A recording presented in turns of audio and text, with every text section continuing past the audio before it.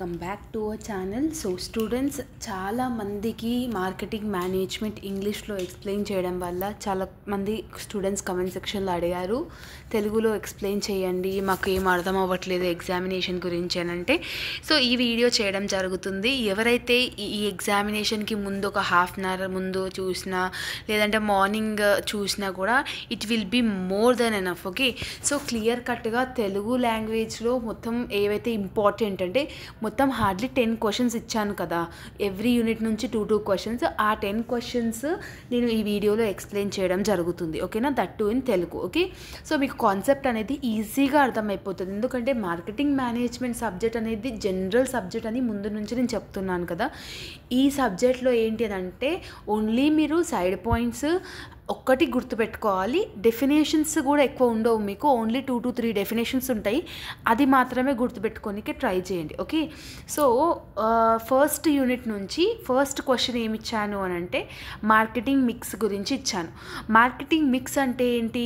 What ever the components are there, అంటే ఇప్పుడు marketing చేసే దాంట్లో ఏవైతే వేరియస్ స్ట్రాటజీస్ కానీ వేరియస్ యాక్టివిటీస్ కానీ వేరియస్ ఫీచర్స్ ఏవైతే ఇంక్లూడ్ అయి ఉంటాయో దాన్ని మనం మార్కెటింగ్ మిక్స్ అంటాం. అంటే mix of everything which is related to the marketing. మార్కెటింగ్లో జరిగే ప్రతి ఒక్కటి మార్కెటింగ్ చేయాలి అంటే what are the elements should be there. మీరు ఒక దాని గురించి మార్కెటింగ్ చేయాలంటే ఏమేమి ఉంటాయి, ఏవేవి important, what are that components, ఏమేమి టూల్స్ అవి, ఏమేమి టెక్నిక్స్ అవి, దాన్ని మనం మార్కెటింగ్ మిక్స్ అని అంటాం. సో బేసికలీ మార్కెటింగ్ మిక్స్ అని అన్నాడు అనుకోండి, 4 P's ఉంటాయని చెప్పి గుర్తుపెట్టుకోండి. 4 P's అంటే ఏంటి? Product, price, place, promotion. Marketing mix అంటే 4 P'సే వస్తాయి: product, price, place and promotion. For example, మీరు ప్రోడక్ట్ లేకపోతే మార్కెటింగ్ చేయగలుగుతారా అంటే no. Without product is one type of component. It is the first main P in the marketing mix. Product లేనిది మీరు దేనికి marketing చేస్తారు? ఫర్ ఎగ్జాంపుల్, మీరు ఒక బుక్ సజెస్ట్ చేస్తున్నారు, మీరు ఒక బుక్ని డెవలప్ చేస్తున్నారు. వితౌట్ అ బుక్ మీరు దేని గురించి మార్కెటింగ్ చేస్తారు? ఇప్పుడు అడ్వర్టైజ్మెంట్ కానీ ప్రమోషన్ కానీ ఏదైనా చేసేటప్పుడు ప్రోడక్ట్ అనేది ఫస్ట్ ద మెయిన్ థింగ్ కదా. Without a product we can't do anything.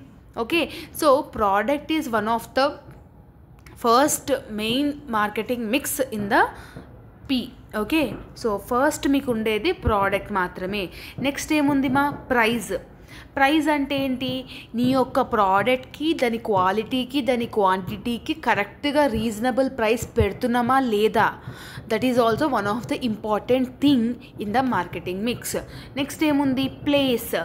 Place అంటే ఏంది? నీ యొక్క ప్రోడక్ట్ ఏ ప్లేస్లో ఏ టైంకి ఎలా మీరు ప్రొడ్యూస్ చేయాలి, ఎలా అమ్మాలి, that is nothing about the right time, right place, right క్వాంటిటీలో మీ యొక్క ప్రోడక్ట్ని ప్రమోట్ అనేది ప్లేస్ అనేది చెయ్యాలి. ఇప్పుడు ఫర్ ఎగ్జాంపుల్, మీరు ఒక స్మార్ట్ ఫోన్ని డెవలప్ చేసినారు, ఒక స్మార్ట్ ఫోన్ తయారు చేసినారు. స్మార్ట్ ఫోన్స్ అంటే ఏంటి? లైక్ టచ్ ఫోన్స్ కానీ ఐఫోన్స్ కానీ ఇట్లాంటివన్నీ. ఇవి బేసికల్లీ అర్బన్ సిటీస్లలో ఎక్కువ మంది తీసుకోవడం జరుగుతుంది. అలా అని చెప్పి మీరు పల్లెటూర్లకు పోయి అమ్ముతా అంటే ఇట్ ఈస్ నాట్ నెసరీ కదా, it is not waste of time కదా. So place is very important. Where you are selling your goods or services is very much important. At right time, right place, right క్వాంటిటీలో నువ్వు place చేస్తున్నారా లేదా అనేది important. This is the third one. And the last one you are having promotion. Promotion is nothing about the advertising your product or a service. ఇది కూడా one of the promoting కదా. So marketing దాంట్లో whatever the tools we are using, so అది ఏమవుతుందంటే marketing యాక్టివిటీస్ని achieve చేయడంలో promotion కూడా important. ఇప్పుడు నువ్వు ఒక ప్రోడక్ట్ తయారు చేసినావు, ఆ ప్రోడక్ట్ ఎగ్జిస్ట్ అయ్యి ఉంది అని తెలియాలి అంటే ప్రమోషన్ అనేది చేయాలి కదా. So promotion is one of the 4th P in your marketing mix. So marketing mix గురించి మీకు అర్థమైందని అనుకుంటున్నాను. డెఫినెట్గా డయాగ్రామ్ డ్రా చేయండి. ఓకే, సో ఏదైనా ఒక ఫ్లో చార్ట్ లాగానే ఎక్కడైనా డ్రా చేస్తే సరిపోతుంది. ఓకే, నెక్స్ట్ ఇంపార్టెంట్ ఏంటి? Expanded marketing mix. Only marketing mix అడిగింది అనుకోండి, ఆ 4 గురించి మీరు రాయాల్సి వస్తుంది. Expanded marketing mix is nothing about the 7 P's. 7 P'sలలో ఏమేమి ఉంటాయి అని అంటే ప్రోడక్ట్, ప్రైస్, ప్లేస్, ప్రమోషన్. ఈ 4 ఇంతకు ముందుకు మనం నేర్చుకున్నాయి. ఎక్స్పాండ్ అయిన దాంట్లో రిమైనింగ్ 3 ఏం యాడ్ అయినాయి అంటే people, physical evidence and process add అయినాయి. సో ఏంటి పీపుల్, ఫిజికల్ ఎవిడెన్స్, ప్రాసెస్ అంటే పీపుల్ అంటే ఏంటి? Without customers, without producers, without the persons who is serving. ఇప్పుడు మీరు ఒక ప్రోడక్ట్ని జనరేట్ చేయాలంటే మీరే ప్రొడ్యూస్ చేసి, మీరే అమ్ముకొని, మీరే అడ్వర్టైజ్ చేసుకొని కాదు కదా. Some certain of people will include in that. So అందరూ పీపుల్ ఇంక్లూడ్ అయితేనే నువ్వు మార్కెటింగ్ టెక్నిక్ అనేది అచీవ్ అవుతావు. ఓకేనా? ప్రమోట్ చేయడానికి ఈ పర్సన్స్ ఉండాలి, వాళ్ళందరూ పీపుల్ అనేది కంపల్సరీ కదా. Without people you can't able to applicable your elements అనమాట మార్కెటింగ్ మిక్స్లో. ఓకే, నెక్స్ట్ వన్ ఏముంది? Physical evidence. ఫిజికల్ ఎవిడెన్స్ అంటే ఏంటి? లైక్ ఎనీ టైప్ ఆఫ్, జనరల్గా చెప్పాలంటే లైక్ వారంటీ, గ్యారంటీ ఉంటాయి కదా. సో అలాంటివి ఫిజికల్గా ఎవిడెన్స్ ఇవ్వడం, like some kind of warranty cards, guarantee cards, like ఇట్లాంటివి. Next and the last one you are having process. Process అంటే ఏం చెప్పొచ్చు? వన్స్ సేల్స్ డన్ అయినాక, సర్వీసెస్ మనం ప్రొడ్యూస్ చేసేసినాక, సేల్స్ వేసేసాక మనకి process, up development of process అని అంటాం.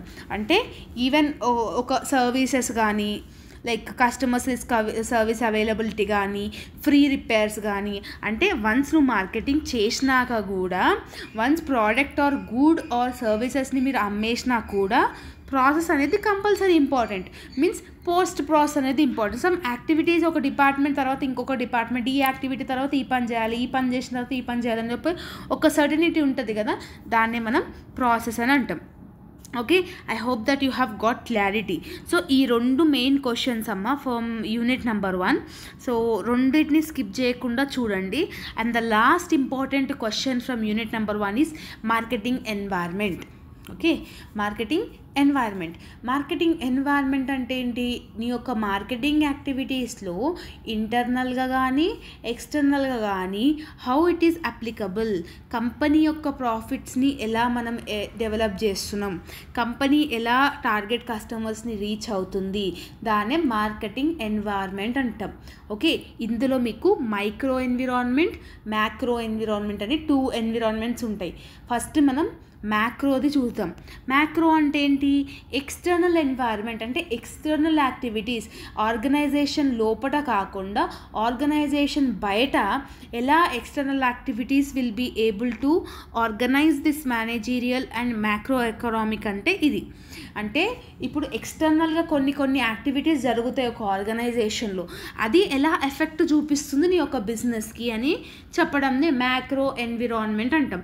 మ్యాక్రో ఎన్విరాన్మెంట్లో demographic factors, political and legal factors, economic factors, socio cultural factors, next competitors, technological factors అని డిఫరెంట్ ఫ్యాక్టర్స్ ఉన్నాయి. డెమోగ్రఫిక్ ఫ్యాక్టర్స్ అంటే ఏంటనంటే, ఇప్పుడు ఫర్ ఎగ్జాంపుల్ ఒక కంట్రీలో పాపులేషన్ ఎక్కువ అయ్యిందనుకోండి, డెఫినెట్గా డిమాండ్ అనేది ప్రోడక్ట్స్కి పెరుగుతాయి, సప్లై కూడా పెరుగుతుంది. ఒకవేళ కంట్రీలో మనుషులు తగ్గిపోయినారు అనుకోండి, ఒకవేళ డెత్ రేట్స్ ఎక్కువ ఉన్నాయి అనుకోండి, ప్రోడక్ట్స్ ఎక్కువ సేల్గా, ప్రొడక్షన్ తగ్గిపోతుంది. సేమ్ ఇదే ఎగ్జాంపుల్ తీసుకోవాలంటే కరోనా టైంలో చాలామంది ఏమంటారు ప్రోడక్ట్స్కి సేల్స్ జరగకుండా, ప్రొడక్షన్ చేయకుండా అలాగే ఆగిపోయినాయి due to change in some population, due to change in some birth rates, due to change in some marriage rates లో అలా డెమోగ్రఫిక్ ఫ్యాక్టర్స్ వల్ల మ్యాక్రో ఎన్వైర్న్మెంట్ అనేది కూడా ఎఫెక్ట్ అనేది అవుతుంది. నెక్స్ట్ ఏముంది? Political and legal factors. కొన్ని ప్రోడక్ట్స్ కొన్ని ఏరియాస్లో బ్యాన్ అయి ఉంటాయి. ఇప్పుడు కొన్ని కంట్రీస్లో లిక్కర్ అనేది ఇల్లీగల్, కొన్ని కంట్రీస్లో లిక్కర్ అనేది లీగల్, కొన్ని స్టేట్స్లో ఇట్ ఈస్ ఇల్లీగల్, కొన్ని స్టేట్స్లో ఇట్ ఈస్ లీగల్. సో అట్లా డిఫరెంట్ లీగల్ ఫ్యాక్టర్స్ కూడా, పొలిటికల్ ఫ్యాక్టర్స్ కూడా మ్యాక్రో ఎన్వైర్న్మెంట్ని ఫ్యాక్టర్స్ అనేది ఎఫెక్ట్ చేసి చూపిస్తుంది. నెక్స్ట్ ఏముంది? Economic factors. Like for example GDP కానివ్వండి, నెక్స్ట్ ట్యాక్స్ రేట్ కానివ్వండి, జిఎస్టీ కానివ్వండి, ఇవి ఇంక్రీజ్ అయినప్పుడు ఏమవుతుంది? ఆటోమేటిక్గా నీ యొక్క సప్లై అనేది కూడా ఫ్యాక్టర్ అనేది కూడా ఎఫెక్ట్ అవుతుంది, ప్రొడక్షన్ ఫ్యాక్టర్ అనేది కూడా ఎఫెక్ట్ అవుతుంది, కంపెనీ కూడా ఎఫెక్ట్ అవుతుంది. ఓకే, సడన్గా ట్యాక్సెస్ పెంచేసినప్పుడు ఏమవుతుంది, ప్రోడక్ట్ ప్రైజెస్ ఇంక్రీజ్ అవుతుంది. అట్లాంటప్పుడు ఏమవుతుంది, చాలా తక్కువ మంది కొంటారు, ఆటోమేటిక్గా your sales will get down. So that is called economic factors. Social and cultural factors అంటే ఏంది, మన యొక్క రిలీజియన్ని, మన యొక్క పర్టికులర్ లొకేషన్ని బట్టి మనకు కొన్ని కల్చరల్ ఫ్యాక్టర్స్ అనేది ఉంటాయి. సింపుల్గా ఎగ్జాంపుల్ చెప్పాలి అంటే, హిందూ అనే వాళ్ళు అంటే మోస్ట్లీ హిందూస్ ఎవరైతే ఉంటారో బీఫ్ తినరు, ఓకే, ముస్లిమ్స్ వాళ్ళు తింటారు. సో అట్లాంటప్పుడు ఏవైతే ఈ బీఫ్ కేటగిరీకి సంబంధించిన ప్రోడక్ట్స్ కానీ ఫుడ్ ఐటమ్స్ కానీ ఏదైనా కానివ్వండి, మన హిందూ రీజియన్స్ అంటే హిందూస్ ఎక్కువ ఉన్న పబ్లిక్లో మనము దాన్ని పెట్టి అమ్మినంత మాత్రం సేల్స్ అనేది జరగవు. ఓకే, సో ఇది మనకి సోషల్ అండ్ కల్చరల్ ఫ్యాక్టర్స్ అనమాట. ఇది కల్చరల్ ఫ్యాక్టర్స్. నెక్స్ట్ ఏముంది, కాంపిటీషన్. కాంపిటీషన్ అంటే ఏంది, నీ యొక్క కంపెనీ కన్నా వేరే కాంపిటీటర్స్ కూడా మంచిగా ఉండొచ్చు, వాళ్ళ వల్ల కూడా నీ యొక్క సేల్స్ అప్ అండ్ డౌన్ అవ్వచ్చు. Next technological factors. Technological factors అంటే ఏంది, ప్రజెంట్ ఉన్న టెక్నాలజీలో అందరూ కొత్త ఇన్నోవేషన్ని చూడాలని చూసుకుంటారు. అదే మీరు పాత ఓల్డ్ మోడల్ తెచ్చి నేను అమ్ముతా, నేను ఓల్డ్ మోడల్ గూడ్సే పెడతా, దాని సర్వీసెస్ ప్రొవైడ్ చేస్తా అంటే it will effect your environment, business environment. Okay, so ఇట్లా మీకు వేరియస్ మ్యాక్రో ఎన్వైర్న్మెంట్ ఉంది.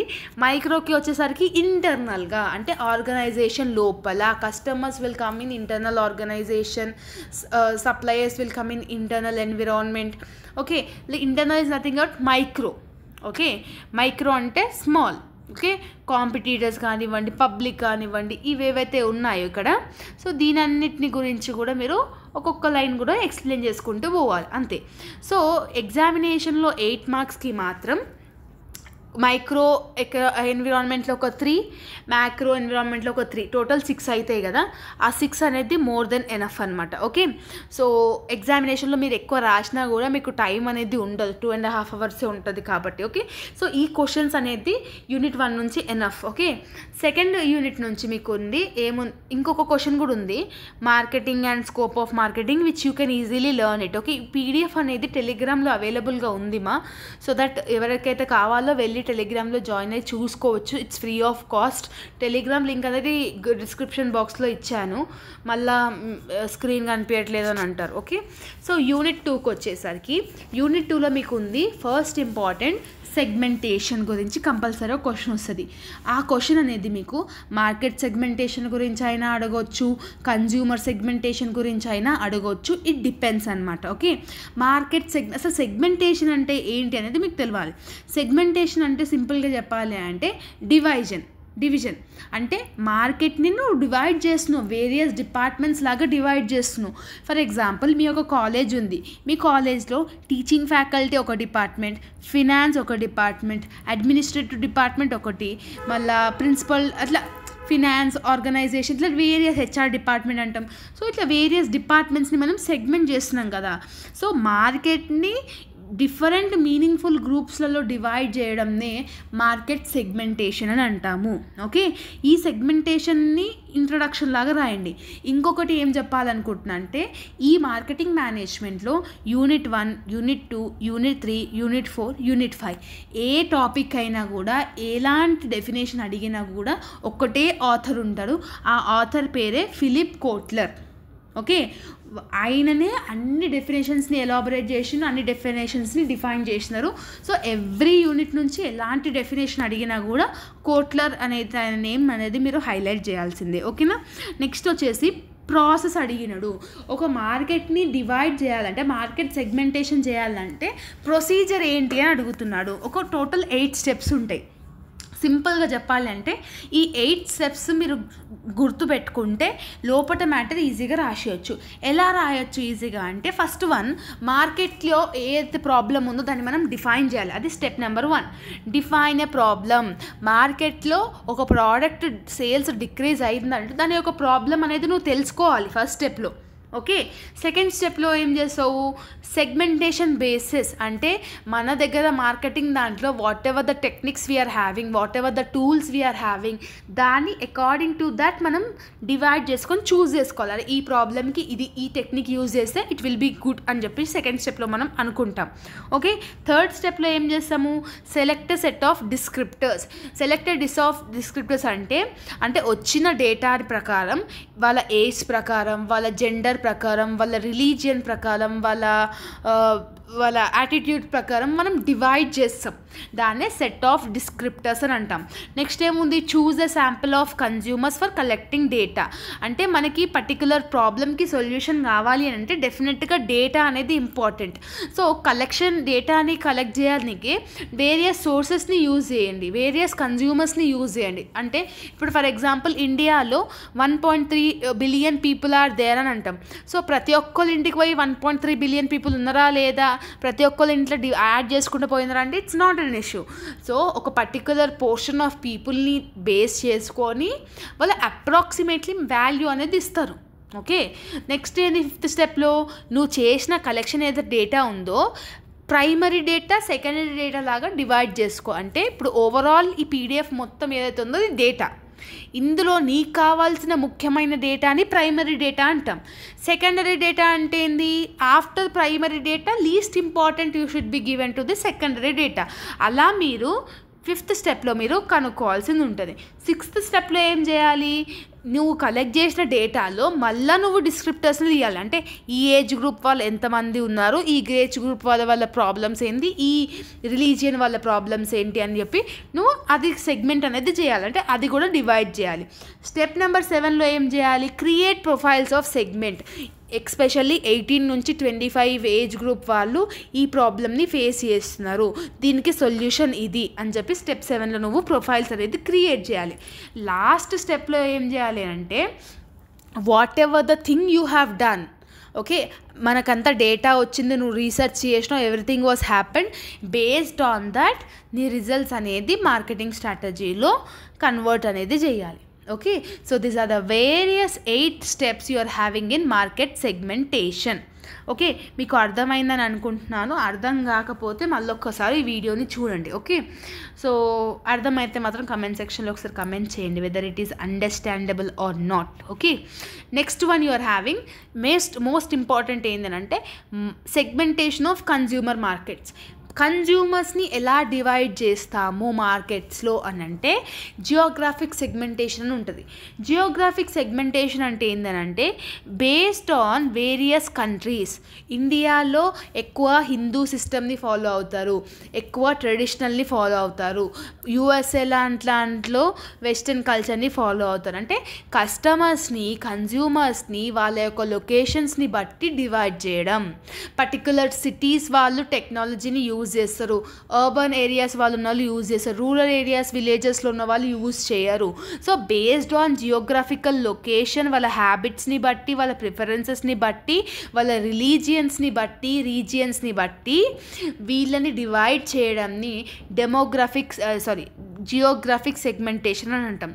సెకండ్ వన్ ఏంటి, డెమోగ్రాఫిక్ సెగ్మెంటేషన్ అంటే ఏంటంటే వాళ్ళ యొక్క క్యాస్ట్ని బట్టి, వాళ్ళ యొక్క రిలీజియన్ని బట్టి, వాళ్ళ యొక్క జెండర్ని బట్టి, వాళ్ళ యొక్క ఏజ్ని బట్టి కన్జ్యూమర్స్ని డివైడ్ చేసేదాన్నే మనము డెమోగ్రాఫిక్ సెగ్మెంటేషన్ అని అంటాము.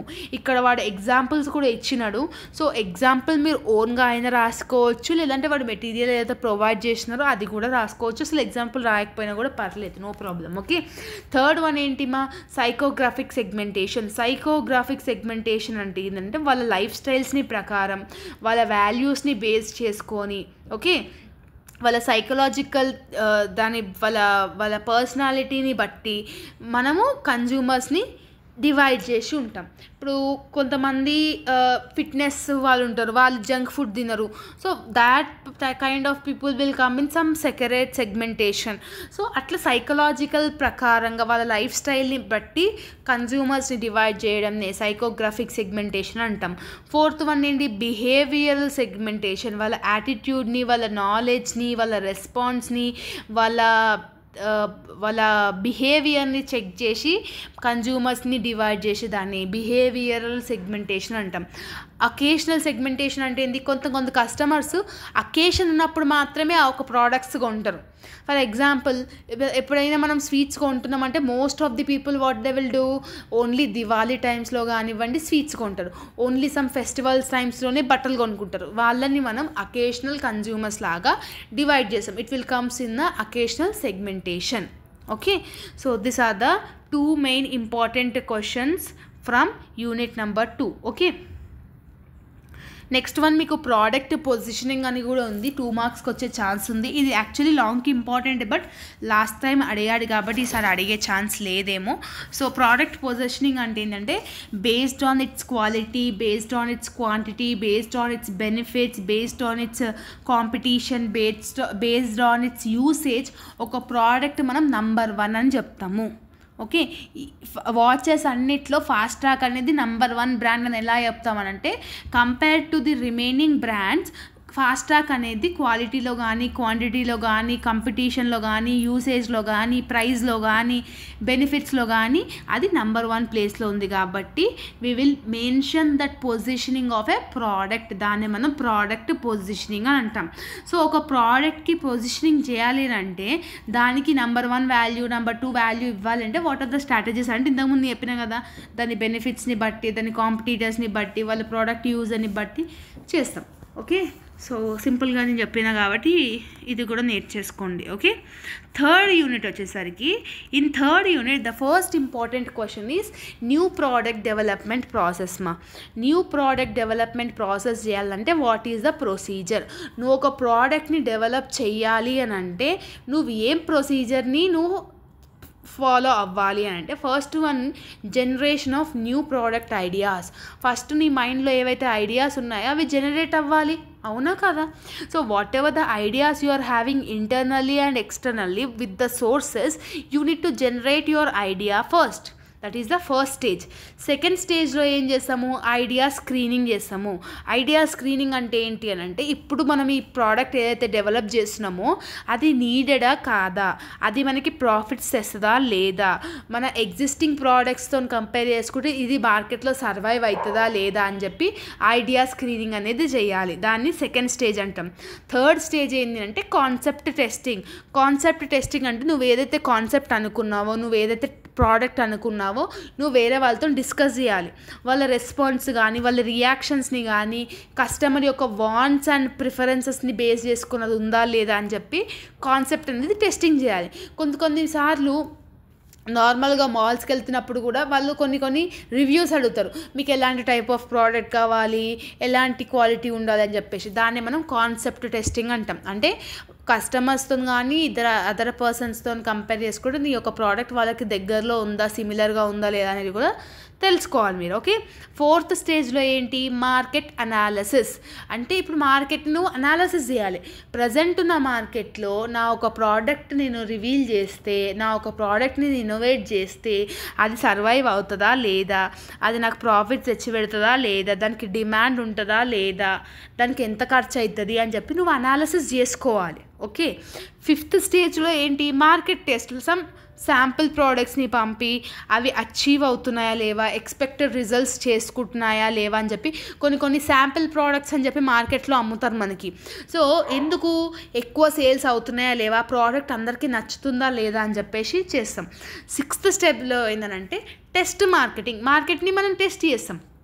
ఎలా టెస్ట్ చేసామంటే లైక్ రిప్రజెంటేటివ్ లాగా యాక్ట్ చేసామంటే మన ఒక ప్రోడక్ట్ని ఫైనల్గా మనం రీచ్ అవుట్ చేయాలి అని అంటే what are the things we need to do అని చెప్పేసి సెలెక్ట్ చేసుకుంటాం. అంటే కొన్ని ఫ్యూ సిటీస్లలో కానీ, ఫ్యూ ప్లేసెస్లో కానీ ఈ ఒక ప్రోడక్ట్ని రివీల్ చేద్దాం మనం అని చెప్పేసి అనుకుంటాం. దాన్ని మనం టెస్ట్ మార్కెటింగ్ అని అంటాం. అండ్ ద లాస్ట్ స్టెప్ ఏంటి అని అంటే కమర్షియలైజేషన్. కమర్షియలైజేషన్ అంటే ఏంటి, అఫీషియల్గా నువ్వు ఆ ప్రోడక్ట్ని రివీల్ చేయడం, అంటే మార్కెట్లోకి వదలడం. సమ్ సర్టన్ ప్రైస్ పెట్టి దానికి ఒక క్వాలిటీ, క్వాంటిటీ అంతా పెట్టేసి నువ్వు దాన్ని 6 స్టేజెస్ కంప్లీట్ అయినాక if it is satisfied then you need to go to the introduction of your new product in the market. దాన్ని మనం కమర్షియలైజేషన్ అని అంటాం. Okay, so this are the very 7 steps you are having, stages you are having in a new product development process. This is one of the most important question in unit number 3. Second most important question in unit number 3 is PLC, that is product life cycle. ఒక product దాని life cycle ఎలా ఉంటుందని చెప్పేదే ఈ యొక్క answer. Okay, ఈ ఆన్సర్కి పర్టికులర్గా మీరు డయాగ్రామ్ అనేది కంపల్సరీగా డ్రా చేయాలి. ఇందులో మనకి 4 స్టేజెస్ ఉంటాయి. Introduction stage, growth, maturity, decline. Introduction అంటే ఏ ఒక్క ప్రోడక్ట్ అయినా కూడా మనం ఇంట్రడ్యూస్ చేసినామంటే దాని సేల్స్ ఫస్ట్ హైకి వెళ్తాయి, తర్వాత దానికి మెల్లమెల్ల గ్రోత్ వస్తుంది. గ్రోత్ వచ్చినాక మెచ్యూరిటీ లెవెల్ అంటే ఏంటి, ఏం లెవెల్ అని అంటే కన్సిస్టెంట్గా ఉంటుంది అనమాట. న్యూ సేల్స్ అవ్వవు, ఓన్లీ ఎగ్జిస్టింగ్ కస్టమర్సే ఉంటారు, సేల్స్ అనేది డ్రాప్ అవుతుంది. దాన్నే మనం మెచ్యూరిటీ స్టేజ్ అని అంటాం. లాస్ట్కి డిక్లైన్ అవుతుంది. ఏ ప్రోడక్ట్ అయినా కూడా ఫస్ట్ ఇంట్రొడక్షన్ అయినప్పుడు గ్రోత్ ఉంటుంది, తర్వాత మెచ్యూరిటీ ఉంటుంది, తర్వాత డిక్లైన్ అవుతుంది. That is the thing they have mention in the diagrammatic representation. So ఈ డయాగ్రామెటిక్ రిప్రజెంటేషన్ ఏదైతే ఉందో అది కంపల్సరీగా మీరు మీ ఆన్సర్లోకి డ్రా చేయాలి అండ్ ఏ స్టేజ్ ఎక్కడ అని చెప్పేసి కూడా చూపించాలి. ఓకే, సో డయాగ్రామ్ డ్రా చేసి దానికి ఇంట్రడక్షన్ స్టేజ్ అంటే ఏంటి, గ్రోత్ స్టేజ్ అంటే ఏంటి, మెచ్యూరిటీ స్టేజ్ అంటే ఏంటి, సో ఇట్లాంటి ఒక 4 స్టేజ్లు ఏవైతే ఉన్నాయో అవి ఎక్స్ప్లెయిన్ చేస్తే 8 మార్క్స్ ఆన్సర్ అయిపోతుంది. ఓకే, సో ఈ 2 questions the most important in unit number 3. Now coming back to the unit number 4. Unit number 4లో what are the factors affecting consumer behaviour అని అంటున్నాడు. సో ఒక కన్జ్యూమర్ బిహేవియర్ చేంజ్ అవ్వనికే ఏమేం factors effect అవుతాయి అని అంటే 3 factors: personal factors, psychological factors, social factors. పర్సనల్గా మన యొక్క థింగ్స్ అనేది చేంజ్ అయ్యే ఛాన్స్ ఉంటాయి. అంటే ప్రతిసారి మన యాటిట్యూడ్ సేమ్ ఉంటుందా, ప్రతిసారి మన టేస్ట్ సేమ్ ఉంటుందా, ప్రతిసారి మన యొక్క నీడ్ సేమ్ ఉంటుందా అంటే కాని పని. సో కొన్నిసార్లు మన ప్రిఫరెన్సెస్ అనేది చేంజ్ అవ్వచ్చు. మొన్నటిదాకా నాకు ఒక ఫుడ్ నచ్చిండొచ్చు, ఒక రెస్టారెంట్ నచ్చిండొచ్చు, బట్ ఈరోజు నాకు ఇంకొక ఫుడ్ రెస్టారెంట్ నచ్చుతుంది. సో మన యొక్క పర్సనల్ ఫ్యాక్టర్స్ ఏవైతే ఉన్నాయో, మన యొక్క పర్సనల్ ఫీలింగ్స్ ఏవైతే ఉన్నాయో అవి ఆటోమేటిక్గా చేంజ్ అవుతాయి, which will affect the consumer behaviour. Their personal factors will affect their consumer behaviour. Second one వచ్చేసి మీకు సైకలాజికల్ ఫ్యాక్టర్స్. సైకలాజికల్ ఫ్యాక్టర్స్ అంటే ఏంటి, కొన్నిసార్లు మనం ఒక ప్రోడక్ట్ని కానీ ఒక సర్వీసెస్ని కానీ మన యాటిట్యూడ్ పర్స్పెక్షన్ నుంచి మనం ఆలోచిస్తాం. ఓకే, ఫర్ ఎగ్జాంపుల్ మొన్నటిదాకా మనం ఒక థింగ్ అనేది అనుకుంటాం. ఫర్ ఎగ్జాంపుల్ మొన్నటిదాకా మనం బాగా కూల్ డ్రింక్స్ అనేది తాగినాం. So after getting to know that cool drinks is very dangerous to our life, it is having high caffeine in that cool drinks, అందులో చాలా షుగర్ ఉంటుందని తెలిసినాక సైకలాజికల్గా మన మైండ్ ఏమని ఫిక్స్ అవుతుంది, it is not worth to drink it అని అనుకుంటాం. So అట్లాంటి టైమ్స్లో కూడా it will change the consumer behaviour. Okay, and the last thing you are having social factors. అంటే మన చుట్టుపక్కల డెవలప్మెంట్ కానీ, మన చుట్టుపక్కల ఉన్న ఒపీనియన్స్ కానీ, వాళ్ళ పీపుల్ ఒపీనియన్స్ వల్ల కూడా మన యొక్క బిహేవియర్ అనేది చేంజ్ అవుతుంది, కన్జ్యూమర్ బిహేవియర్ అనేది కూడా చేంజ్ అవుతుంది. So this are the main 3 factors which affects consumer behaviour అనమాట. ఓకే, అండ్ ఇండస్ట్రియల్ మార్కెట్ కూడా ఉంది ఈ చాప్టర్లో. ఇండస్ట్రియల్ మార్కెట్స్ అంటే ఏంటంటే ఏదైనా ఒక ఫర్మ్, ఏదైనా ఒక కంపెనీ, ఏదైనా ఒక manufacturing factory huge number of goods కానీ, హ్యూజ్ బల్క్ ఆఫ్ సర్వీసెస్ కానీ వాడు ప్రొవైడ్ చేసినంటే దాన్ని మనం ఇండస్ట్రియల్ మార్కెట్స్ అంటాము. దాని యొక్క ఫీచర్స్ ఏంటంటే ఇండస్ట్రీ అంటే కొన్ని టన్స్ ఆఫ్ గూడ్స్ అనేది వాళ్ళు ప్రొడ్యూస్ చేస్తున్నప్పుడు కంపల్సరీగా వాళ్ళకి పర్చేసింగ్ పవర్ అనేది ఉంటుంది. ఓకే, సో ప్రోడక్ట్స్ని పర్చేస్ చేస్తున్నారని తెలిస్తేనే కదా మనం అన్ని నెంబర్ ఆఫ్ గూడ్స్ అనేది ప్రొడ్యూస్ చేస్తాము. So it's one of the main feature అనమాట. సెకండ్ ఫీచర్ వచ్చేసి కాన్సన్ట్రేషన్ ఆఫ్ బయ్యర్స్ ఎంతమంది ఉన్నారు వాళ్ళకి తగ్గట్టుగా మన గూడ్స్, ఇప్పుడు బయ్యర్స్ 100 మంది ఉన్నారు అనుకో, మినిమం మనం 100 గూడ్స్ అనేది కంపల్సరీగా చేయాలి. That is called concentration of buyers. సెల్లర్తో డైరెక్ట్ రిలేషన్షిప్ అనేది ఉంటుంది. ఓకే, ఇప్పుడు హోల్సేల్ షాప్లో పోయి మీరు ఎక్కడి నుంచి గూడ్స్ కొంటున్నారు అంటే మాది ఓన్ మ్యానుఫ్యాక్చరింగ్ ఉంది అని అంటారు. సో సెల్లర్కి మ్యానుఫ్యాక్చరింగ్కి డైరెక్ట్ రిలేషన్షిప్ అనేది ఉంటుంది. So it is also one of the main feature. Next one వచ్చేసి డిరైవ్డ్ డిమాండ్. అంటే నీ యొక్క పర్టిక్యులర్ పర్సన్స్ని బట్టి, దాని ఎన్వైరన్మెంట్ని బట్టి నీకు ఫ్యూచర్లో ఎంత డిమాండ్ ఉందనేది కూడా నువ్వు డిరైవ్ చేసావు, ఫోర్కాస్ట్ చేసావు, ప్రిడిక్ట్ చేసావు దాన్ని. ఓకే, ఒకవేళ మీది ఒక మ్యానుఫ్యాక్చరింగ్ యూనిట్ ఉంది, ఒక న్యూ ప్రోడక్ట్ని నువ్వు డెవలప్ చేయాలంటే సడన్గా నువ్వు దాన్ని ఆల్ ఆఫ్ సడన్ ఇది క్లోజ్ చేసి అది నువ్వు స్టార్ట్ చేయలేవు. బికాజ్ ఇది కొన్ని టన్స్, కొన్ని వేల ప్రోడక్ట్స్ని నువ్వు ఇక్కడ ప్రొడ్యూస్ చేసావు. సడన్గా నీ ఒక మ్యానుఫ్యాక్చరింగ్ని స్టాప్ చేసి వేరే ఒక ప్రోడక్ట్ని నువ్వు ప్రొడ్యూస్ చేయలేవు. It is also one of the main feature. అట్లా డిఫరెంట్ ఫీచర్స్ ఉన్నాయి. ఎగ్జామినేషన్లో ఒక 5 to 6 ఫీచర్స్ రాస్తే it is more than enough. Okay, next one service marketing కూడా is important in unit number 4. Industrial market, consumer behaviour, and service market. అంటే service market అంటే ఏంటి, whatever the services they are providing, like for example beautician is a service. Okay, next one ఏదైనా మనకి services మనం పొందుతున్నాం అంటే రెస్టారెంట్లో మనం whatever the services we are receiving, that is called service marketing. Okay, so ఇది services marketing features ఏంటంటే intangibility, services అనేది కంటికి కనిపించవు. ఓకే, దానికి టచ్ కానీ స్మెల్ కానీ ఇవేవి ఉండవు, అదొక ఫిజికల్ ఆబ్జెక్ట్ కాదు. ఓకే, సో ఇది intangible, it is one of the main important feature. Next one perishable. Services అనేది పెరిషబుల్ ఇన్ నేచర్ అనమాట. పెరిషబుల్ ఇన్ నేచర్ అంటే ఏంటి, సర్వీసెస్ని మనం స్టోర్ చేసుకొని పెట్టుకోవాలి. ఇప్పుడు ఒక ప్రోడక్ట్ కొన్నాం అనుకో, దాన్ని మనం స్టోర్ చేసుకొని మనకు కావాల్సినప్పుడు తీసుకుంటాం. బట్ సర్వీసెస్ ఏంది, ఇప్పుడు ఒక పార్లర్కి వెళ్ళినారు, మీరు పెడిక్యూరో మెనిక్యూరో చేయించుకున్నారు, ఒక హెయిర్ స్టైల్ చేయించుకున్నారు, దాన్ని మనం మీరు స్టోర్ చేసుకుంటారా, అప్పటికప్పుడు మీకు ఆ సర్వీస్ అయిపోతుంది, మీరు పేమెంట్ చేస్తారు, వెళ్ళిపోతుంది అది. So that is called perishable in nature which is not stored. Okay, next one inseparability. Inseparability is nothing about the మీ యొక్క థింగ్స్ ఏవైతే ఉన్నాయో, సర్వీసెస్ ఏవైతే ఉన్నాయో సేమ్ టైంలో క్రియేట్ అవుతాయి, సేమ్ టైంలో ఎండ్ అయిపోతాయి. ఫర్ ఎగ్జాంపుల్ వాడు ఏమి ఇచ్చాడు, డాన్సర్స్, మ్యూజిషియన్స్, డెంటిస్ట్ అని చెప్పినాడు. ఇప్పుడు మీరు ఒక డెంటిస్ట్ దగ్గరికి వెళ్ళినారు, మీ యొక్క ప్రాబ్లమ్ని బట్టి వాడు సొల్యూషన్ చెప్తాడు, కానీ ఆల్రెడీ వాళ్ళు సొల్యూషన్ అనుకున్నాక ఆ సొల్యూషన్ని మీ డెంటల్ దాని మీద ప్రయోగం అయితే చేయరు కదా. So that is called inseparability. నీ యొక్క పర్టికులర్ ప్రాబ్లమ్కి సొల్యూషన్ చెప్పడాన్ని ఇన్సెపరేటబిలిటీ అని అంటాము. ఓకేనా, నెక్స్ట్ ఓనర్షిప్ ఉంటుంది, క్వాలిటీ మెజర్మెంట్ ఉంటుంది, దాని యొక్క నేచర్ విల్ బీ డిఫరెంట్, ఇట్లా డిఫరెంట్గా ఉంటాయి, ఇవి కూడా ఓన్గా రాసేయచ్చు. Okay, and the last unit market, unit number 5, marketing organisation and its types. Marketing organisation అంటే ఏంటి అని అంటే, ఆర్గనైజేషన్ అంటే ఏంటి, setting the activities whatever is happening, మన యాక్టివిటీస్ కానీ మన ఫీచర్స్ కానీ మన ఆపరేషన్స్ కానీ ఏవైతే జరుగుతున్నాయో దాన్ని మనం ఆర్గనైజ్ చేస్తాం. ఓకే, ఒక సెట్ ఆఫ్ యాక్టివిటీస్ అనేది మనం ప్రొవైడ్ చేసుకుంటాం. కానీ మార్కెటింగ్ ఆర్గనైజేషన్ అంటే ఏంటంటే, మార్కెటింగ్ని ఒక లెవెల్ ఆఫ్ థింగ్ ఆర్గనైజ్ చేసేదాన్ని మార్కెటింగ్ ఆర్గనైజేషన్ అంటాం. ఇప్పుడు మార్కెటింగ్ దాంట్లో ఏ టైంకి మీరు మార్కెటింగ్ అడ్వర్టైజ్మెంట్ చేయాలి, ఎన్ని డేస్ చేయాలి, మన అడ్వర్టైజ్మెంట్ ఎలా ఉండాలి, దాన్ని మనం ఆర్గనైజ్ చేసే దాన్నే మార్కెటింగ్ ఆర్గనైజేషన్ అంటాము. Marketing organization is nothing about the activities or the functions or the operations of a marketing is called marketing organisation.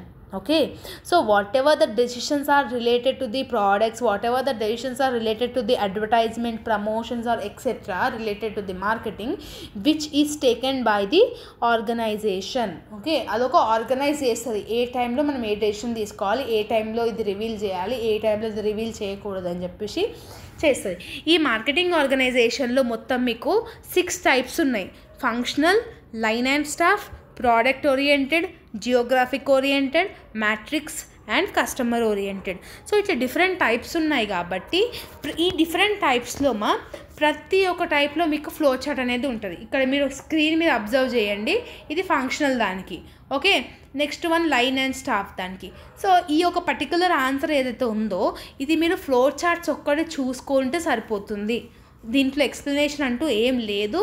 And ఎగ్జామ్లో మీరు ఎక్స్ప్లెయిన్ చేసి డయాగ్రామ్ వేసే వరకు it takes more than 20 to 25 minutes to complete one answer, which is not at all necessary.